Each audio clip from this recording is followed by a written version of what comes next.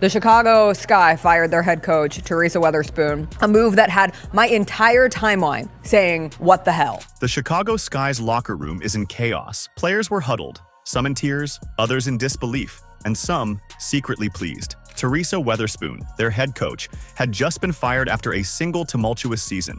But as the dust settled, questions emerged. Was this a knee-jerk reaction or a necessary change? The answer lies in a story of unfulfilled potential, player tensions, lots of stat padding, and a startling statistic on player safety that shook the WNBA. As we dive into Weatherspoon's journey from WNBA legend to controversial coach, we'll uncover the reasons behind this shocking dismissal. We'll explore the alleged disconnect between Weatherspoon and her players, and how it may have derailed the Sky's season.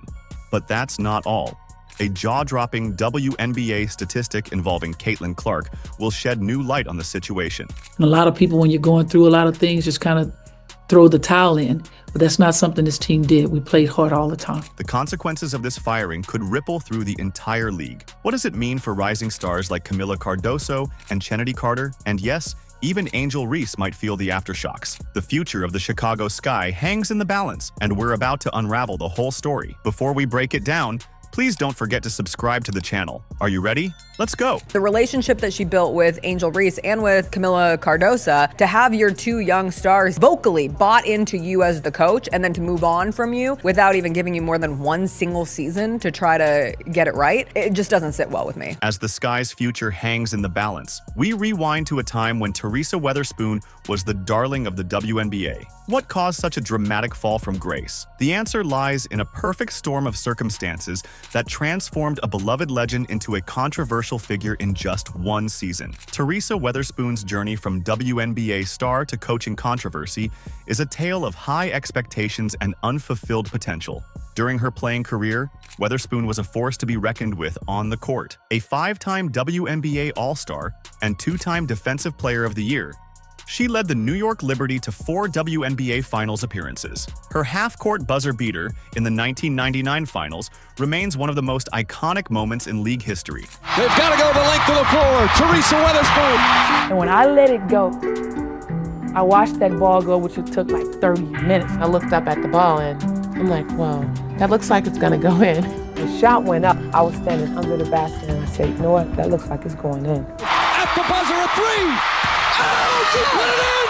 She put it in!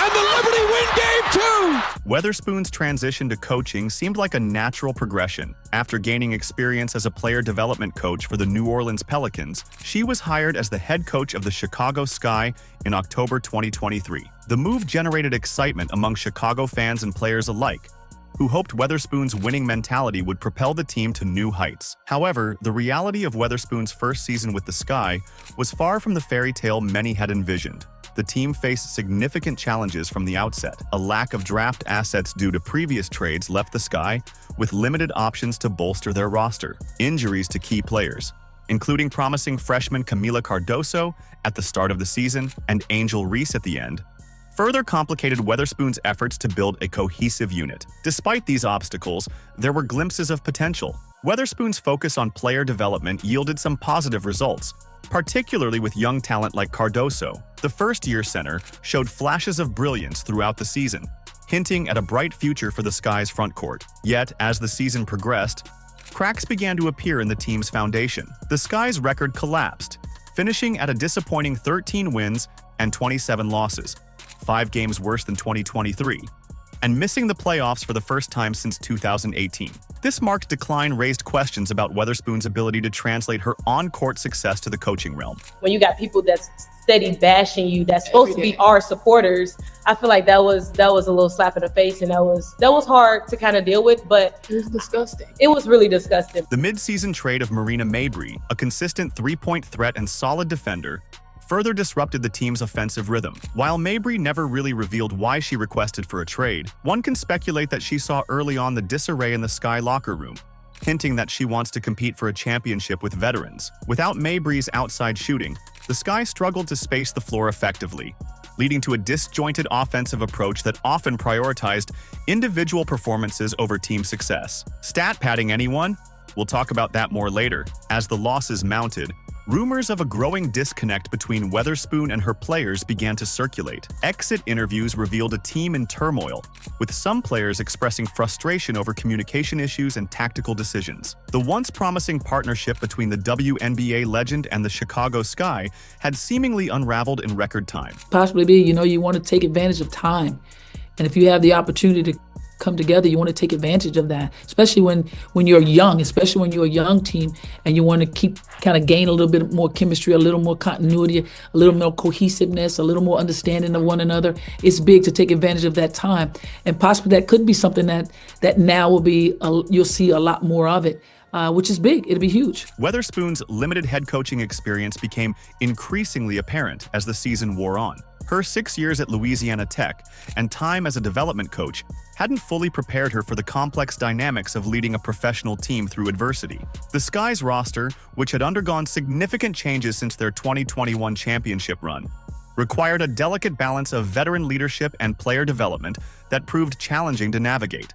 If you've made it this far and are enjoying the video, don't forget to like, subscribe, and turn on all notifications. We know watching this video takes some of your time, and we appreciate you. Now back to the action. So much about coaching is managing personalities, and the toughest personalities I think to manage would be those that run hot. Weatherspoon's coaching challenges extended beyond roster management. A surprising trend emerged as the season progressed. Chicago's players were putting up career best numbers, yet the team's win column remained stagnant. Was there a hidden cost to these individual achievements? The Chicago Sky's 2023-2024 season was a study in contrasts. On one hand, several players experienced breakout performances and set personal records. On the other, the team's overall performance plummeted, finishing with a disappointing 13-27 record and missing the playoffs for the first time since 2018. This stark disparity raised eyebrows and fueled speculation about Weatherspoon's coaching priorities. This is the very definition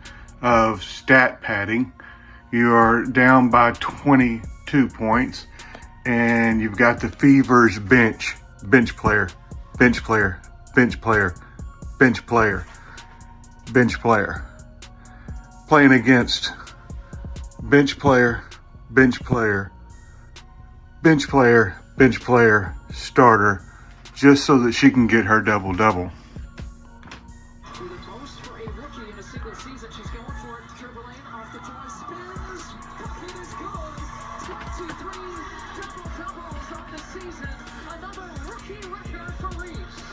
At the heart of this controversy was the development of key players under Weatherspoon's guidance. Rookie Angel Reese emerged as the league rebounding leader, averaging 13.1 rebounds per game, the highest in league history. Camila Cardoso, another rookie, showed flashes of brilliance throughout the season, hinting at a promising future for the Sky's frontcourt. Perhaps the most dramatic transformation came from Chennedy Carter. After taking a year off from the league, Carter exploded onto the scene, averaging 17.5 points per game and becoming a significant offensive threat. Her resurgence under Weatherspoon's tutelage was undeniable, but it also raised questions about the balance between individual success and team cohesion. The mid-season trade of Marina Mabrey, the Sky's most consistent three-point shooter, further complicated matters. Following Mabrey's departure, the team's record took a nosedive. This dramatic shift exposed the fragility of the Sky's offensive strategy and highlighted the importance of team chemistry over individual stats. Game footage from the latter part of the season revealed a team that often looked disjointed on the court. Possessions frequently ended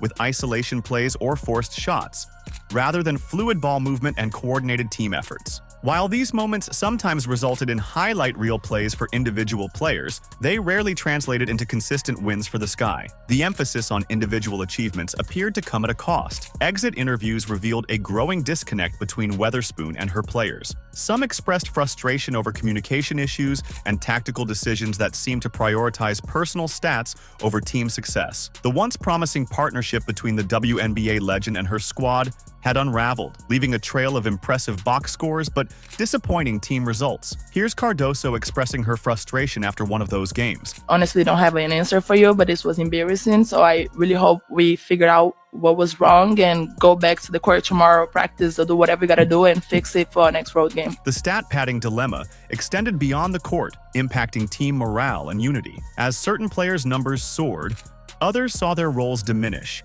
creating an atmosphere of competition rather than collaboration. This internal strife manifested in inconsistent performances and an inability to close out tight games, a hallmark of truly cohesive teams. While it's crucial to acknowledge the individual improvements made under Weatherspoon's guidance, the question remains, at what cost did these achievements come?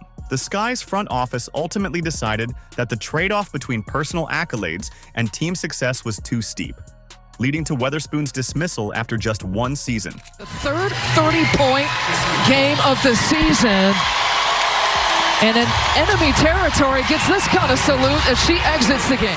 As Caitlin Clark lit up scoreboards across the league, she became an unwitting target of a dangerous trend brewing in Chicago. The Indiana Fever's superstar was breaking records left and right, having smashed 62 of them during her debut season. But her historic campaign exposed a troubling undercurrent within the WNBA. A shocking 17% of flagrant fouls in the WNBA were committed against Clark, and 80% of those came from a single team, the Chicago Sky. This statistic raised serious questions about player safety and the leadership of then-head coach Teresa Weatherspoon. Clark's style of play was characterized by relentless hustle, pinpoint passing, and jaw-dropping long-range shooting. Her clean, skillful approach to the game stood in stark contrast to the increasingly physical tactics employed by the Sky. Game footage from matchups between Indiana and Chicago revealed a pattern of aggressive play that often crossed the line into dangerous territory. The June 1st game between the Indiana Fever and Chicago Sky set the stage for a series of contentious encounters. During an inbound play,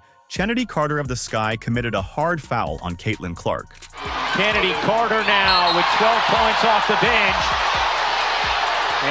The aggressive move raised eyebrows, but what followed sparked even more debate. Angel Reese, watching from the bench, was caught on camera clapping in apparent approval of the physical play against her former collegiate foil. The June 16th matchup only intensified the scrutiny. In a pivotal moment, Reese attempted to block a shot by Clark, but ended up hitting her in the head.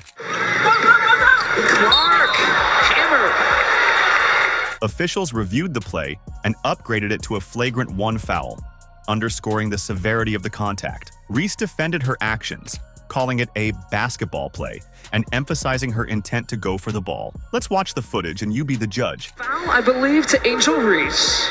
Yep, across the head, and they will go to the monitor.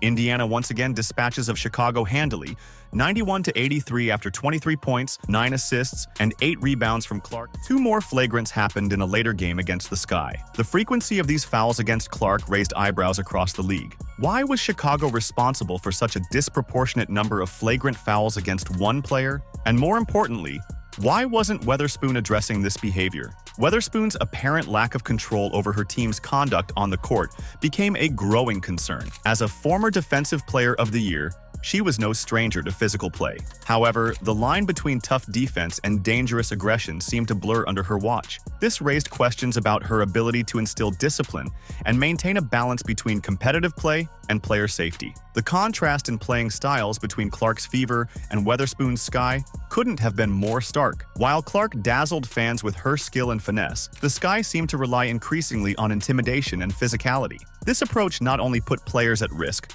but also tarnished the team's reputation and potentially alienated fans who came to see high-level basketball, not roughhouse tactics. Moreover, the targeting of a rising star like Clark could have far-reaching implications. As the face of a new generation of WNBA talent, any injury to Clark resulting from overly aggressive play could deal a significant blow to the league's marketability and growth potential. The fact that these dangerous plays were coming predominantly from one team under Weatherspoon's leadership was a red flag that couldn't be ignored. This safety controversy likely played a significant role in the decision to fire Weatherspoon. While her team's poor record and alleged disconnect with players were certainly factors, the inability to control her team's on-court behavior may have been the final straw.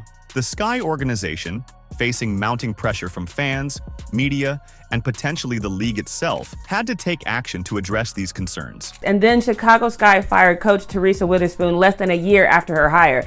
This is a shot in the heart of this organization. Teresa Weatherspoon's dismissal from the Chicago Sky was a perfect storm of poor performance, player disconnect, and safety concerns. The team's 13-27 record and missed playoffs were just the tip of the iceberg. Behind the scenes, exit interviews revealed a growing rift between coach and players, with communication breakdowns and tactical disagreements taking center stage. The firing sent shockwaves through the league, with Angel Reese expressing her dismay on social media. "I came to Chicago because of you," Reese wrote, emphasizing Weatherspoon's impact on her career. This reaction highlights the complex dynamics at play and the potential challenges the Sky face in retaining talent. As the dust settles, the Sky find themselves at a crossroads. The organization must now balance the need for a fresh start with the desire to build on the individual growth of players like Cardoso and Carter. The next coach will need to walk a tightrope between nurturing personal development and fostering team success. What further changes does the Sky need to make? Let us know in the comments. Like, subscribe, and turn on all notifications so you never miss out.